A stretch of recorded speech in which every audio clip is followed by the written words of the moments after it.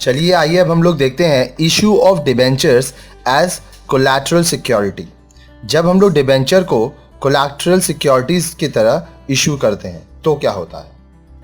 Collateral securities mean security given in addition to the principal security.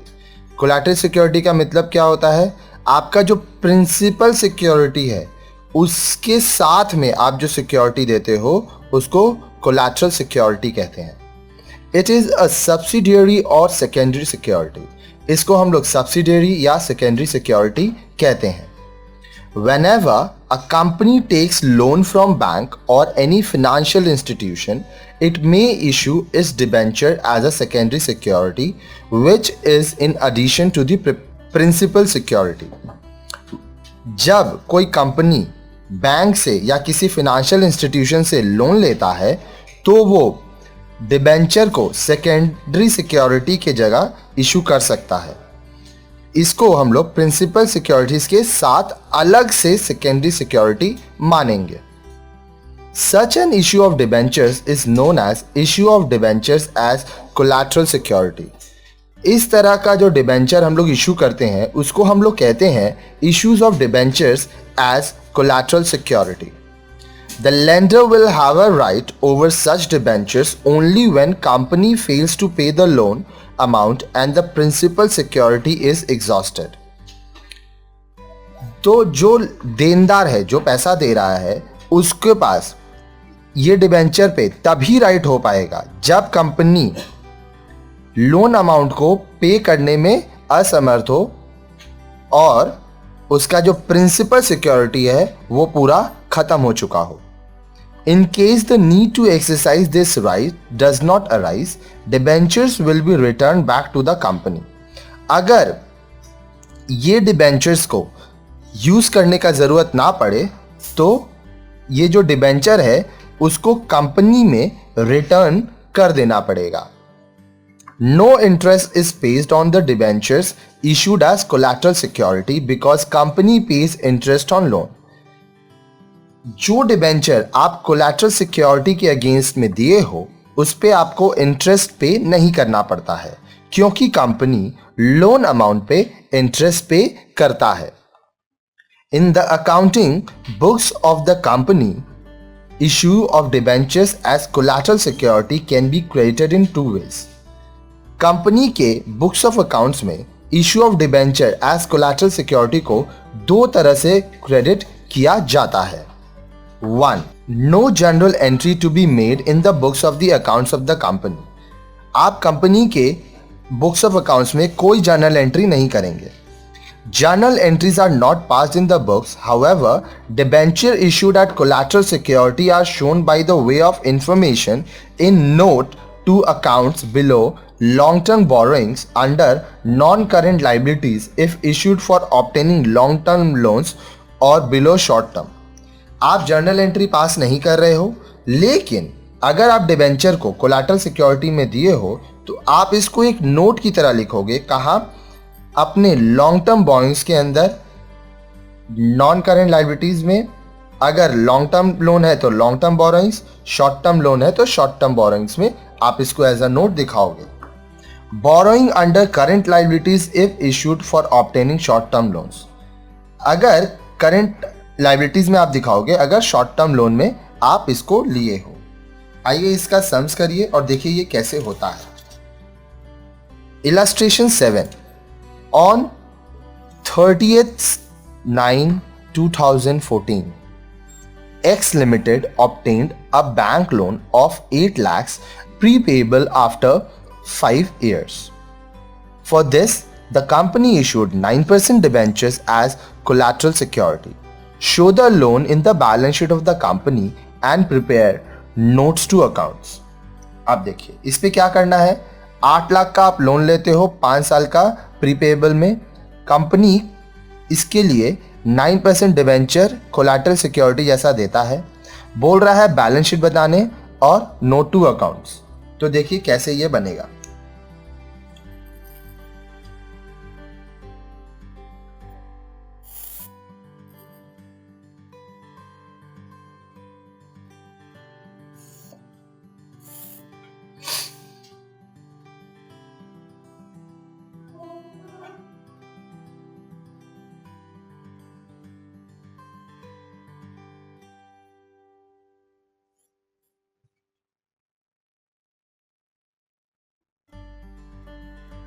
आप यहां पे solution लिखो। देखो, कंपनी का नाम है एक्स लिमिटेड। हम क्या बना रहे हैं, हम लोग बैलेंस शीट। हालांकि ये नॉर्मल फॉर्मेट नहीं है बैलेंस शीट का, लेकिन आप इस केस में बैलेंस शीट का सम्स ऐसे सॉल्व करोगे। एज एट 31/3/2014, ये हो गया आपका पर्टिकुलर्स, ये हो गया नोट नंबर, और ये हो गया आपका अमाउंट इन रुपीस। ठीक है, अब देखिए यहां पे क्या है, पहला इक्विटी एंड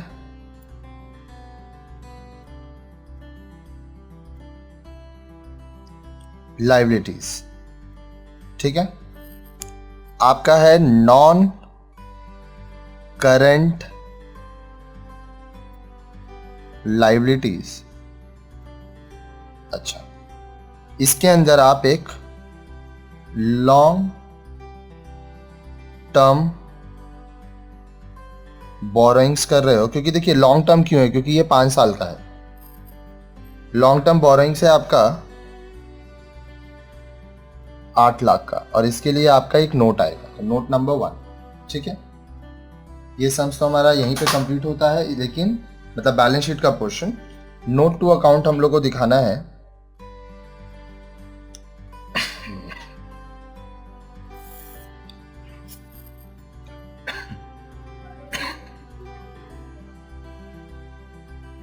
तो चलिए नोट टू अकाउंट्स दिखाते हैं।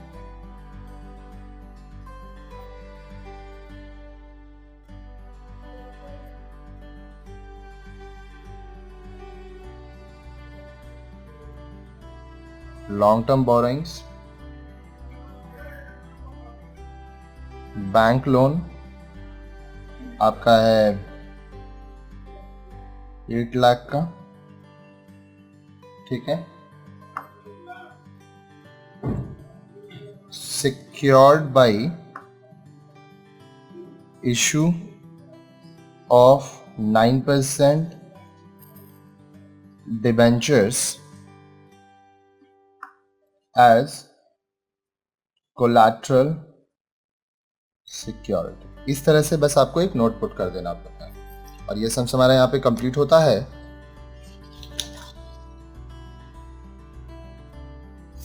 चलिए आइए अब एक और देखते हैं।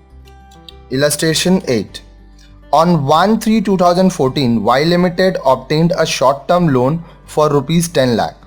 The company issued 12,000 9% debenture of 100 each as a collateral security for the same. Show loan in the balance sheet of Y Limited and prepare note to account.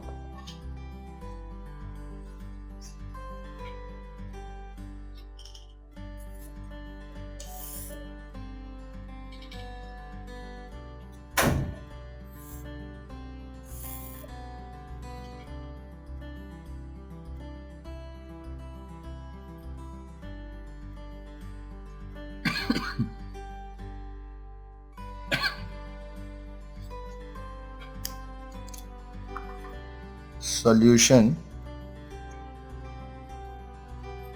Y Limited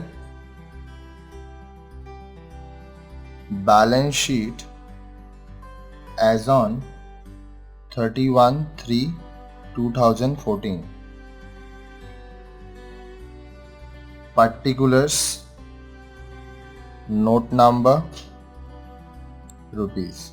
ठीक है, अब देखिए यहाँ पे 1, ये क्या है आपका, इक्विटी एंड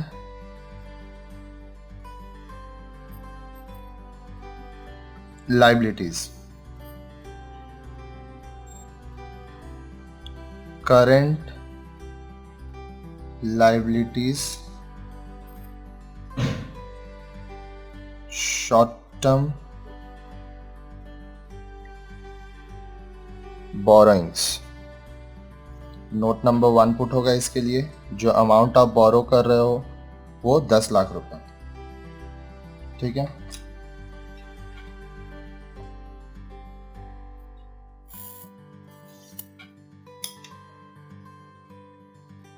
अब यहाँ पे आपको नोट टू अकाउंट्स लिखना पड़ेगा।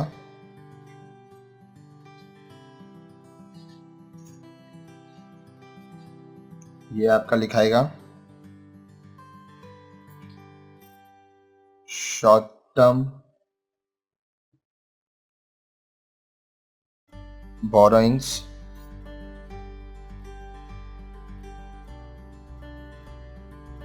Bank loan 10 lakh,